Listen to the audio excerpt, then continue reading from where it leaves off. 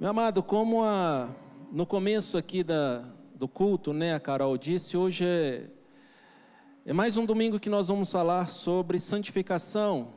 Hoje é o último domingo do mês, então é a última palavra sobre esse tema que vai ser ministrado no nosso meio.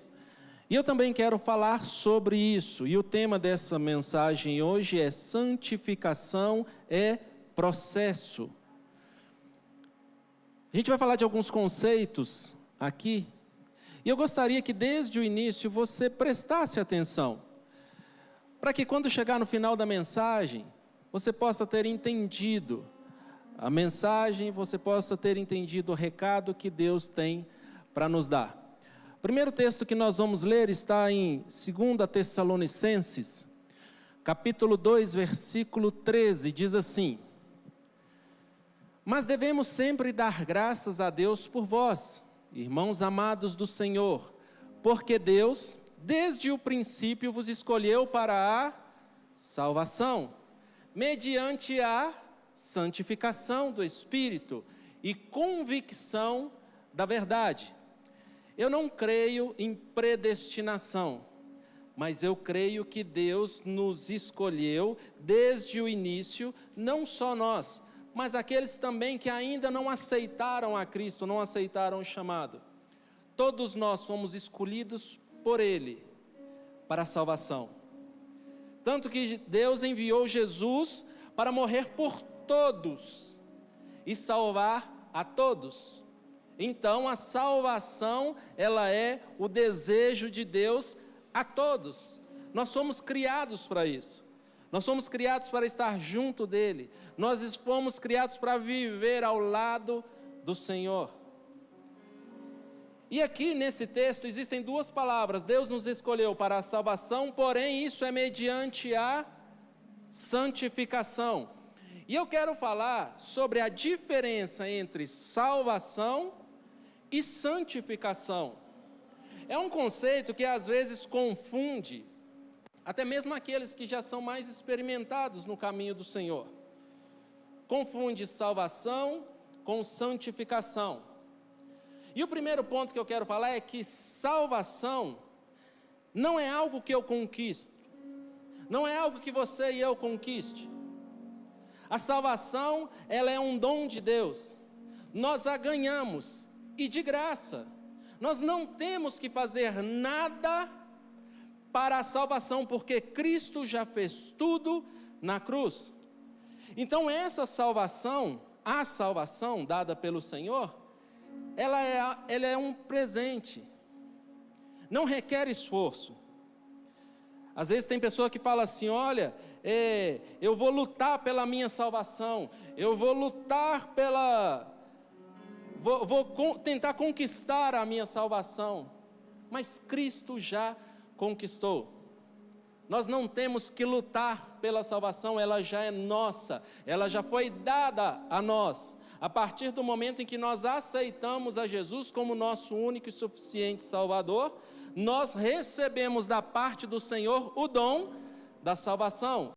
E tem um detalhe, essa salvação ela é imediata, no mesmo momento em que nós aceitamos a Cristo, nós recebemos dele a salvação, não requer esforço, é um ato instantâneo. Efésios capítulo 2, versículo 8 diz, aqui eu estou usando a versão NTLH, que ela tem uma versão mais atualizada, e diz, pois pela graça de Deus, vocês são salvos por meio da fé. Pela graça, há salvação, por meio da fé. A salvação não é o resultado de esforços de vocês, portanto ninguém pode se orgulhar de tê-la. A salvação não é um ato meu, é um ato de Cristo, é um ato de Deus, que eu a recebo por meio da fé, de crer no Senhor.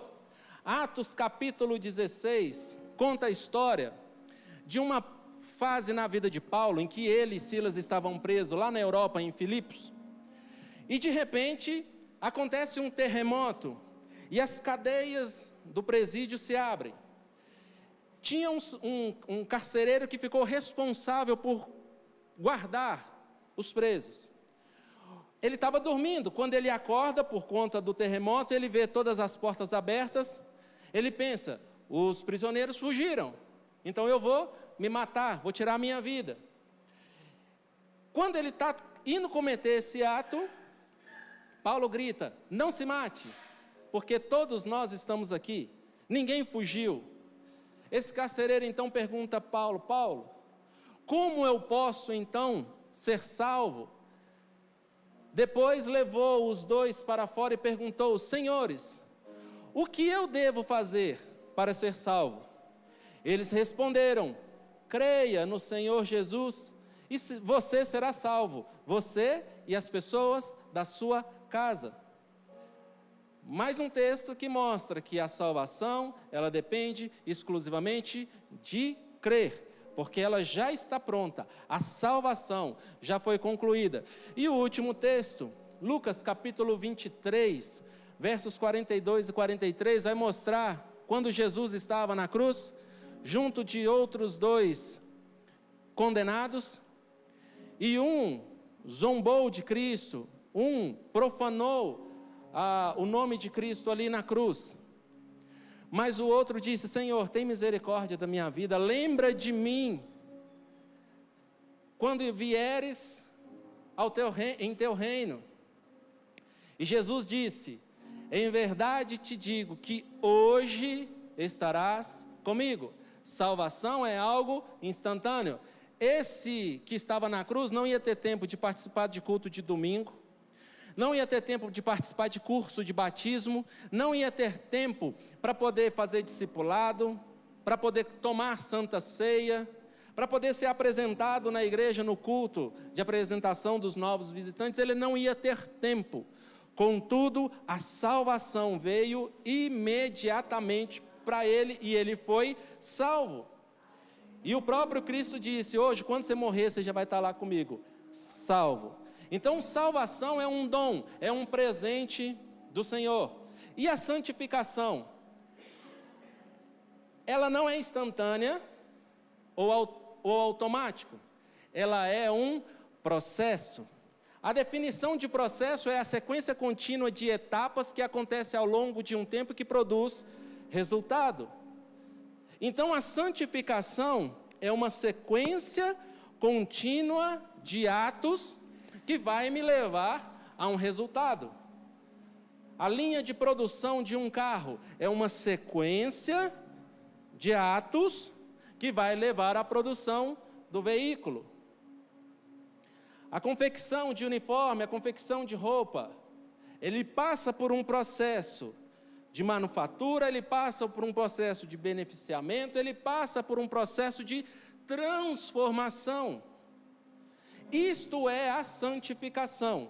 Então a santificação não é como a salvação que acontece de uma hora para outra. A santificação, ela é um processo contínuo. A salvação depende de Deus. A santificação depende de você e de mim, das nossas atitudes, dos atos contínuos que nós vamos fazendo ao longo do tempo e que vai produzir um resultado, que é a nossa salvação. Portanto, a santificação é o processo que nos faz andar à altura da salvação. Eu vou repetir.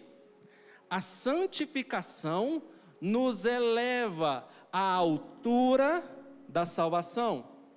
Deus é um Deus rico, o Todo-Poderoso. O presente que Ele nos deu, a salvação, não é qualquer coisa, não foi qualquer presente. E esse presente que Ele nos deu é elevado. E para que você e eu possamos viver esse presente, nós precisamos então andar à altura daquilo que o Senhor nos deu. Filipenses capítulo 2 diz assim, versículo 12: Por isso, meus amados irmãos, assim como sempre obedeceste, não só na minha presença, mas muito mais agora na minha ausência, trabalhe a sua própria salvação. Tem versão que vai dizer, desenvolva a sua salvação. Ela foi nos dada, mas nós precisamos andar à altura da salvação. Nós não lutamos para conquistar a salvação, nós lutamos para andar à altura da salvação. Se hoje você estiver tranquilo em casa, não tiver nenhuma programação para fazer, eu te sugiro assistir um filme que se chama O Presente. Não sei se você já assistiu ele. Esse QR Code é o link do YouTube, ele é gratuito, você vai conseguir assistir. Esse filme exemplifica muito bem isso que eu quero dizer. Ele conta a história de um bilionário que faleceu, e antes dele morrer, ele deixou um vídeo escrito. E esse vídeo era o testamento, e no dia da partilha dos bens, ele reuniu a família, e ele tinha um monte de parente que vivia nas custas dele. Pessoas que não trabalhavam, que eram acostumadas com a riqueza, que eram acostumadas com o bom e o melhor, mas não fazia nada de produtivo. E aí, no dia da partilha dos bens, esses familiares foram pensando, agora nós vamos receber a nossa parte, agora nós vamos receber a nossa herança. Porém, nenhum deles recebeu nada. Havia na família um neto, que era a ovelha negra da família. Era aquele que tinha muito problema, que sempre dava mau exemplo para aquela família, desonrava o nome daquela família. Ele pensou, se os parentes que eram mais próximos não receberam nada, eu também não vou receber. E ele então estava saindo. Quando ele estava saindo da sala, o testamenteiro chamou ele e falou, ei, espera, tem uma herança para você. O seu avô deixou para você uma coisa muito boa. E ele, então, tá bom. Só que ele não se dava com o avô dele, ele não respeitava o avô dele. Ele pensou, o que pode de bom o meu avô ter deixado para mim? Isso que eu estou contando é a sinopse, tá? Não estou dando spoiler do filme, não. Isso é só o comecinho dele. E aí, ele então aceita a herança, mas aí o testamenteiro diz, para você conquistar essa herança, você vai ter que vai ter que cumprir 12 desafios. Vai ter que cumprir 12 etapas. Meu amado, cada uma das etapas, se você tiver curiosidade e quiser ver o filme, cada uma das etapas tratava do caráter dele. O que o avô estava dizendo? Eu estou te dando uma herança, mas para você receber essa herança, você precisa estar à altura da herança. O filme vai falar de questão financeira, mas eu acho que o melhor e o mais importante que aquele jovem ganhou, não foi o resultado da herança, que depois você vai ver qual é, mas foi a questão do caráter sendo transformado. Ou seja, ele já era herdeiro, o bem já era dele, mas para que ele pudesse aproveitar aquele bem, ele precisava estar à altura da herança. Por isso que eu disse que a santificação é a forma como você e eu vamos estar à altura de receber a herança grandiosíssima que Deus nos deu, que é a salvação. E não há nada maior e mais importante do que nós estarmos juntos do nosso Deus, estarmos ao lado do nosso Deus. Por isso é grandioso demais. Eu listei 3 opositores da santificação nas nossas vidas: o diabo, o mundo e a carne. O diabo é um ser pessoal que atua ativamente contra o homem, é o inimigo das nossas almas. 1 Pedro, capítulo 5, versículo 8 diz, estejam alertas e fiquem vigiando, porque o inimigo de vocês, o diabo, anda por aí como um leão que ruge procurando alguém para devorar. O primeiro opositor que a gente tem é o diabo, que está o tempo todo ao nosso derredor. O diabo sabe onde estão os nossos pontos fracos. Ele sabe onde nós somos tentados. Ele sabe onde é a nossa fraqueza. E ele fica o tempo todo ao derredor de cada um de nós, jogando setas para que nós venhamos cair na armadilha dele. O segundo opositor é o mundo, que é o sistema de valores que se opõe a Deus. É só a gente ligar a televisão em alguns canais abertos que tem por aí, que a gente vai entender como é a oposição a Deus. O que é inculcado através do telejornalismo, através da dramaturgia, das novelas, inculcado dentro de nós usos e costumes que vão contra a palavra do Senhor. Esse é o mundo. 1 João 5,19 diz: sabemos que somos de Deus e que o mundo todo está debaixo do maligno. Em outra versão vai dizer: o mundo jaz no maligno, o mundo perece no maligno. Não há nada de bom no mundo. Não há nada de bom. Quando eu digo não há nada de bom, eu estou dizendo o sistema. Quem nunca se encantou com uma cachoeira? Quando faz uma viagem para o interior e começa a ver as criações, aquilo que Deus fez, isso é muito bom. Quando eu digo não é muito bom, eu estou dizendo do sistema que rege o mundo, usos, costumes. Isso é o que jaz no maligno. O mundo não tem nada de bom para nos oferecer. Não digo as coisas criadas do Senhor. E o terceiro, a carne, que é a natureza caída, a nossa natureza caída. A inclinação interna para o pecado. Nós somos originalmente, depois de Adão, tendenciosos ao pecado. Gálatas 5,17 diz: porque a nossa natureza humana quer, o que a nossa natureza humana quer, é contra o Espírito quer. E o que o Espírito quer, é contra o que a natureza humana quer. Os dois são inimigos. Por isso, vocês não podem fazer o que vocês querem. Jesus, ele diz que o coração do homem é enganoso. Não é porque eu vi, senti, toquei, gostei, que é de Deus. Eu preciso validar se o Espírito está de acordo com isso, se o Espírito Santo concorda com isso, porque a nossa natureza, originalmente, depois de Adão, ela é tendenciosa para o pecado. Então, um exemplo, uma dinâmica desses três opositores que eu acabei de dizer. Surge uma tentação, o diabo conhece o ponto fraco e ele vai e direciona, se não andarmos com vigilância, se não andarmos com os pensamentos no Senhor, ele direciona o nosso olhar para aquela situação, para aquele mal, para aquele pecado. Ele nos convence, ou nós mesmos somos convencidos, às vezes, até sem precisar do esforço dele, que isso é aceitável no mundo, ou seja, todo mundo faz, não tem problema, tem nada a ver, está todo mundo fazendo.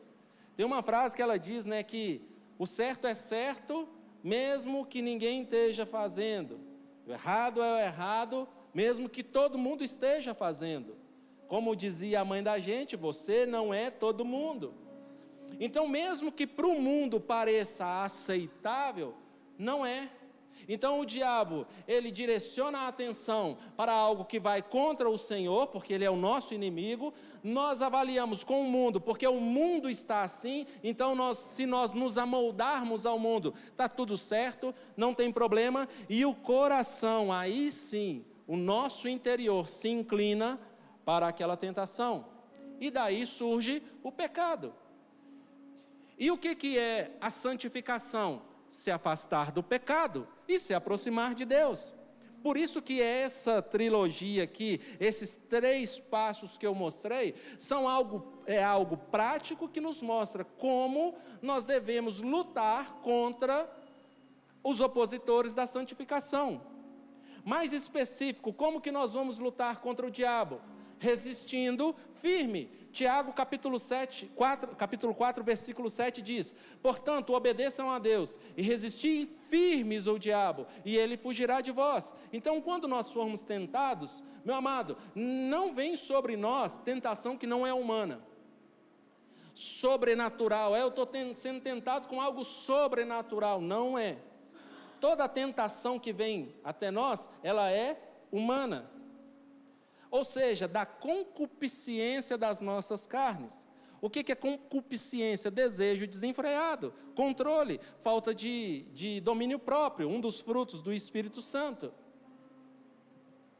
Aquilo que nós cometemos com compulsão, que não temos controle, que não temos domínio, que nós não temos força para não fazer. Quando o diabo sabe de um ponto fraco, ele vai te atacar naquele ponto. E o que nós precisamos fazer? Resistir. Essa é uma das maneiras com que nós conseguimos vencer os opositores da santificação. Segundo ponto, o mundo. Como que a gente vence o mundo? Através da renovação da nossa mente. Romanos capítulo 12, versículo 2. Não vivam como vivem as pessoas deste mundo. Você não é todo mundo, eu não sou todo mundo. Mas deixem que Deus... O deixem aqui significa que tem uma ação minha, eu tenho que fazer alguma coisa. Deixem que Deus os transforme, por meio de uma completa mudança de mente. Assim vocês conhecerão a vontade de Deus, e isto é, aquilo que é bom, perfeito e agradável. Como que nós vencemos o mundo? Renovando a nossa mente. Não aceitando o mundo como o normal, ou não aceitando o mundo como aquilo que é verdadeiro, mas verdadeiro é a palavra do Senhor. Então eu comparo o mundo com o que está na Bíblia. Se o mundo estiver certo, eu sigo o mundo, mas se a palavra de Deus estiver certa, eu sigo a palavra do Senhor. E o último, como que a gente vence a carne? Através da mortificação, matando a carne. Não literalmente.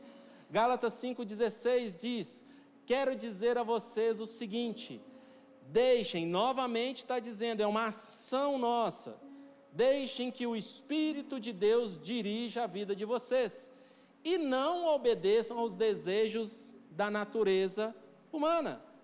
Então, quando eu venço, a maneira de eu vencer a carne, é eu dando ouvido ao Espírito, e forçando, esmurrando a nossa carne, porque não é fácil. A natureza humana, ela é tendenciosa, e se nós não vigiarmos e andarmos no Espírito, nós corremos um sério risco de sermos vencidos por esse opositor, ou esses opositores.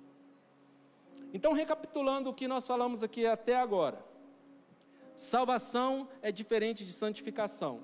Salvação é um ato de Deus, vindo de graça. Pela graça, nós ganhamos. E ele acontece instantaneamente a partir do momento em que nós aceitamos a Jesus Cristo como nosso Salvador. Logo depois, vem a santificação, que é um processo em que nós passamos ativamente, e aí sim entra a nossa ação. Nós passamos ativamente por uma transformação, para que nós possamos andar à altura do presente que nós ganhamos, à altura da salvação que nós temos.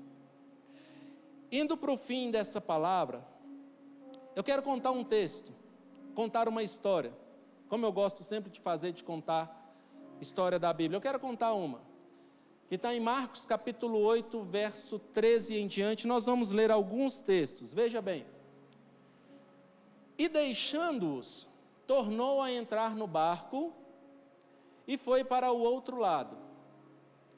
Ora, os discípulos tinham se esquecido de levar os pães, e no barco não tinham consigo senão um pão. E ele ordenou-lhes dizendo: fiquem atentos, guardai-vos do fermento dos fariseus e do fermento de Herodes. Deixa eu explicar até aqui.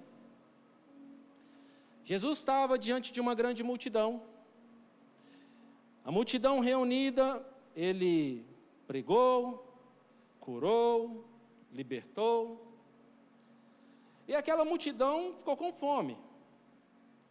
E da mesma forma como tinha acontecido lá atrás, quando a multidão ficou com fome, e aí um menino apareceu com 5 pães e 2 peixinhos, e Jesus alimentou uma multidão inteira, ali aconteceu de novo um fato como esse. Jesus estava pregando, a multidão estava com fome, e Jesus perguntou: o que tem aí?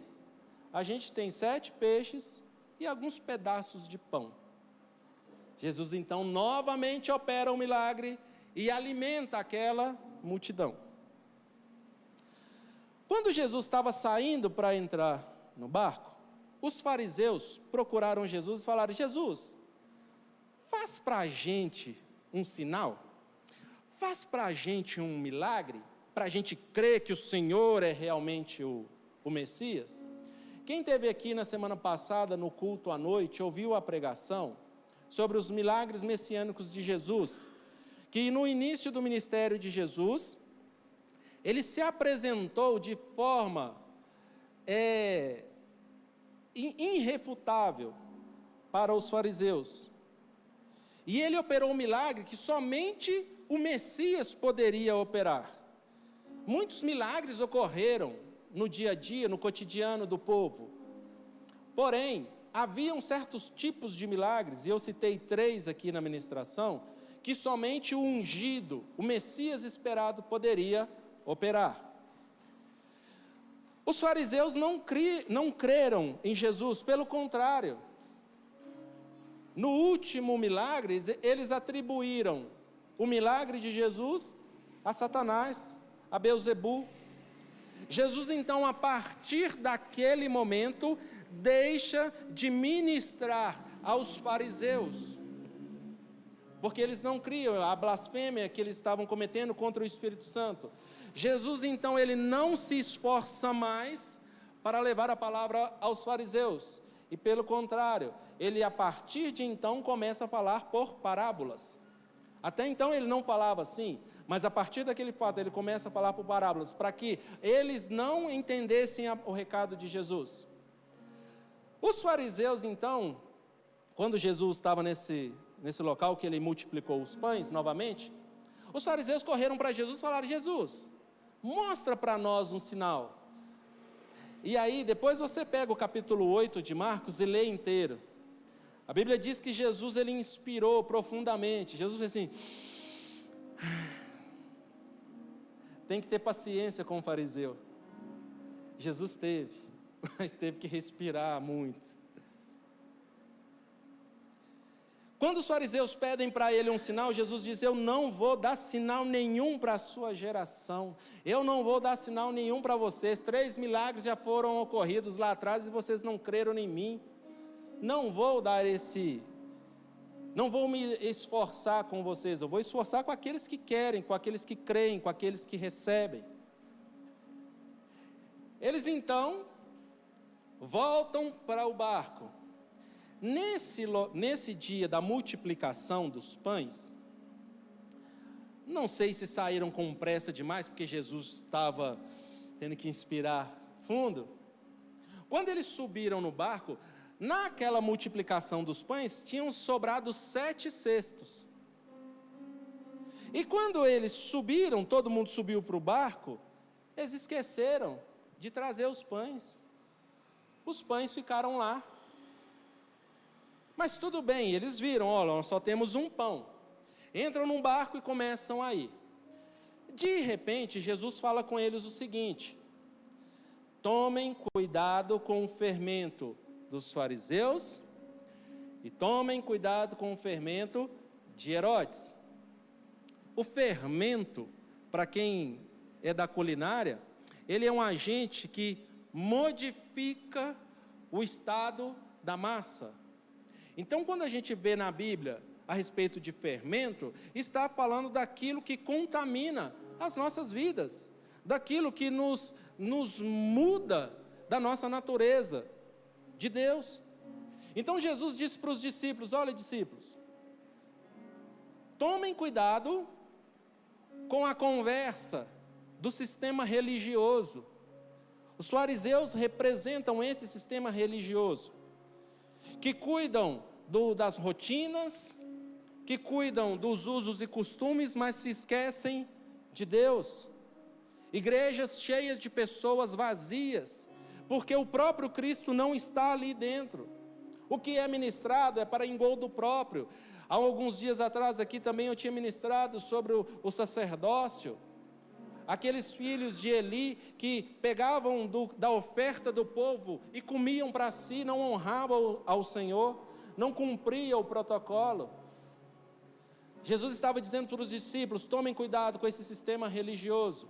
E ele estava dizendo também: tome cuidado com o fermento de Herodes, ou seja, tome cuidado com aquilo que representa o mundo, o sistema do mundo. Tome cuidado para que você não seja levado, guiado, enganado pelo mundo.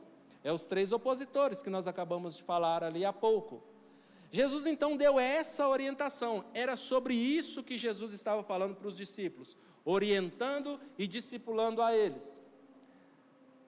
Versículo 16, os discípulos arrazoavam entre si dizendo: isto é porque não temos pão.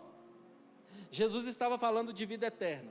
Jesus estava dizendo para os discípulos o seguinte: olha, tomem cuidado com o mundo, tomem cuidado com o sistema religioso, não percam a fé, tomem cuidado com a incredulidade, tomem cuidado com aquilo que o mundo oferece, para que você não se apaixone por isso, e perca a sua salvação, perca a sua entrada no céu. Santifique-se, em outras palavras, era isso que Jesus estava falando para os discípulos: santifique-se. Mas o que os discípulos estavam dizendo? Jesus deve estar falando isso, é porque a gente não trouxe o pão, que a gente deixou os 7 cestos lá. Versículo 17, Jesus, percebendo isso, disse-lhes: por que argumentais? Por não terdes pão? Ainda não percebeis, nem compreendestes? Tendes ainda o vosso coração endurecido?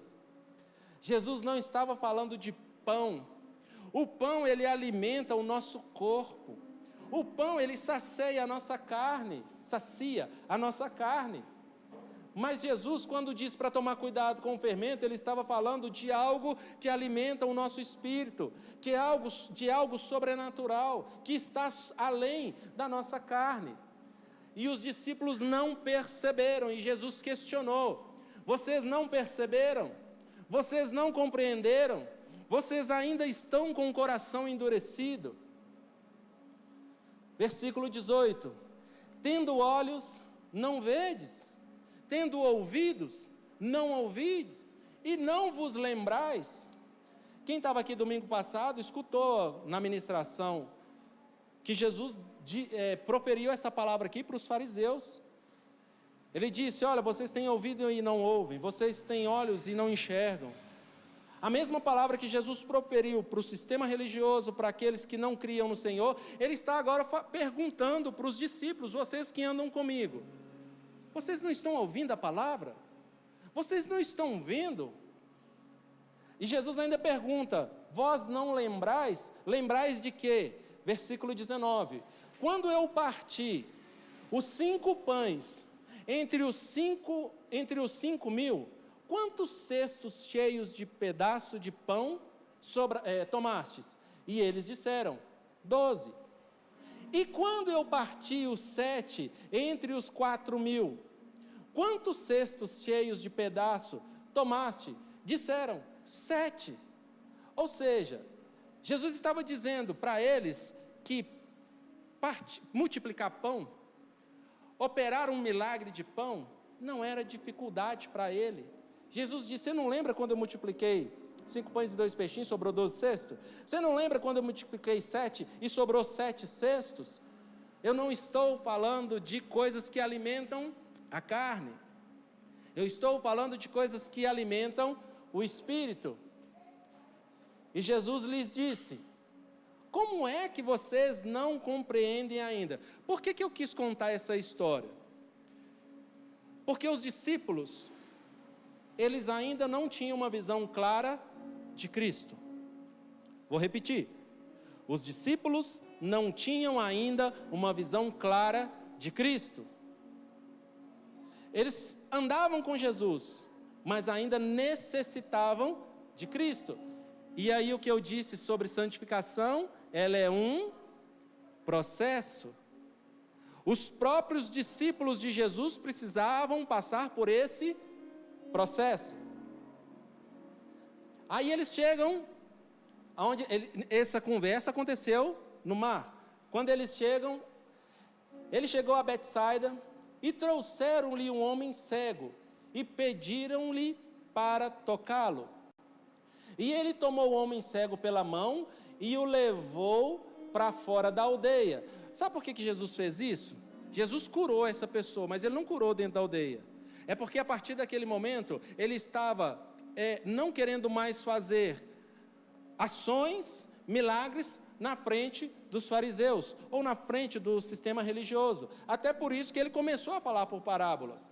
Porque a partir do momento que o sistema religioso não aceitou ele como Messias, como aquele que havia de vir, se ele continuasse executando, eles procurariam matar Jesus o quanto antes, mas Jesus ainda tinha um ministério para cumprir.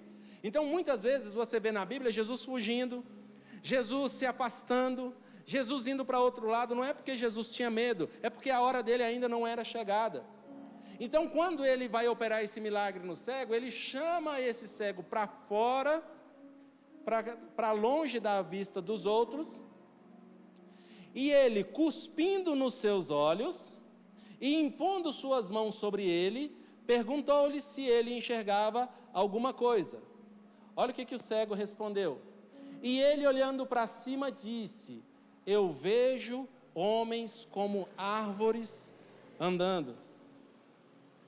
Você que já leu essa palavra e que já passou por ela, você já se perguntou, será que Jesus perdeu a força?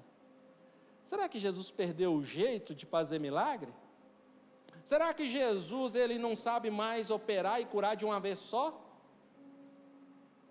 Uns pouco tempo antes, Jesus tinha expulsado o demônio de um mudo, coisa que não se acontecia. Será que Jesus perdeu o cacuete? Isso aqui não fala de Jesus, isso fala de você e de mim. A graça de Jesus, a presença dele está no meio de nós, mas nós ainda precisamos ajustar a nossa visão, para conseguir enxergar e aproveitar tudo aquilo que Deus tem para nos oferecer. Da mesma forma como os discípulos dentro do barco, indo para Betsaida, não compreenderam ou tinham ainda uma visão diferente, distorcida de Cristo, assim foi com esse cego. Ele teve a graça, ele teve acesso à graça, mas a visão dele ainda precisava ser corrigida. E assim somos nós, meu amado. Eu não sei se você já viu aquela parábola em que Jesus diz que o reino dos céus é como uma mesa enorme, cheia de comida, coisa gostosa, maravilhosa. E o dono da casa manda chamar todos os pobres, os vagabundos, os doentes, os ruins, os mendigos, dá um banho em todo mundo, põe uma roupa branca em todo mundo e todo mundo se assenta à mesa. Daí a pouco um começa a olhar para o outro e fala assim: uai, você aqui? Você não devia estar aqui não. Você é um imundo, você andava lá no meio das porqueiras, você está aqui no meio de nós. E um começa a olhar o outro e falar: você não é digno, você não é digno, você não é digno, você não é digno. Meu amado, todos nós, se não fosse pela misericórdia de Deus, não teríamos tomado esse banho nas águas purificadoras do Senhor, vestido essa veste branca e se assentado à mesa com o Cordeiro. Todos nós seríamos indignos de estar ali. Todos nós precisamos passar por esse processo de santificação, afastar-se do pecado e se aproximar de Deus. Versículo 25, depois disso, ele colocou novamente suas mãos sobre os seus olhos e o fez olhar para cima, e ele foi restaurado e viu cada homem claramente. O que esse texto diz? Que Deus tem paciência, Deus, Ele nos espera. O plano original de Deus é a nossa salvação. E até o último dia, até o último suspiro, até o último minuto, até a última batida do coração, Deus vai aguardar e criar um meio de nos fazer chegar até Ele e de andarmos junto dEle, porque Ele nos predestinou desde o início para estarmos com Ele. Mas essa predestinação, ela foi rompida quando entrou o pecado. Mas mesmo assim, Deus não perdeu o desejo de ter você e eu junto dEle. O Senhor, Ele é paciente. Se a nossa vista ela ainda está turva, se nós ainda não conseguimos enxergar perfeitamente o Senhor, perfeitamente o caminho do Senhor, Ele é paciente. Para os fariseus, Jesus... Para nós não, Ele tem paciência. Para nós não, Ele nos aguarda. E nesse processo de santificação, como eu disse, ele não acontece assim. Uma pessoa que aceita Jesus recebe a salvação na hora, mas se ele tinha uma profissão, ele continua sabendo exercer aquela profissão. Não é feito lavagem cerebral. Se ele tinha alguns usos e costumes, muito provavelmente, ele ainda vai continuar com esses usos e costumes, porque não é feito lavagem cerebral. Se ele torcia para um time de futebol, ele vai continuar torcendo, muito provavelmente, para aquele mesmo time de futebol. A salvação é instantânea, mas a transformação ela é progressiva, ela é um processo. Quanto mais nós nos aproximamos, mais nós somos transformados. Quanto mais nós distanciamos do Senhor, mais demorado é essa transformação nas nossas vidas.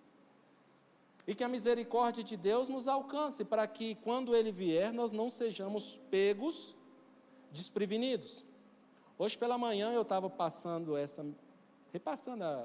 o estudo, e eu entrei na internet e acabei vendo na rede social uma mensagem que eu acho que exemplifica bem isso aqui. Lá dizia assim: tem muita noiva de Cristo se achando ou achando que está na despedida de solteiro.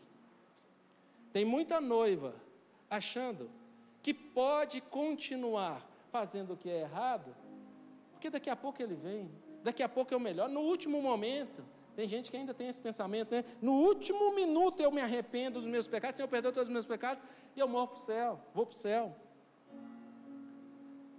Santificação é um processo que requer esforço, a nossa parte para casar essa herança que nós recebemos. Marcos capítulo 8, versículo 27. E saiu Jesus e os seus discípulos para as aldeias de Cesareia de Filipe. No caminho, ele perguntou aos seus discípulos, dizendo: quem dizem os homens que eu sou? E eles responderam: João o Batista, mas alguns dizem Elias, e outros um dos profetas. E ele lhes disse: mas vós, quem dizes que eu sou? E respondendo Pedro lhe disse: tu és o Cristo. Olha a diferença. Olha a diferença daquele que estava no barco, com dificuldade de identificar o que Jesus falava, para logo depois que eles veem um ajuste de visão, passam por um processo de visão ajustada, eles então a partir daquele momento começam a enxergar: esse é o Cristo, esse é o Cristo.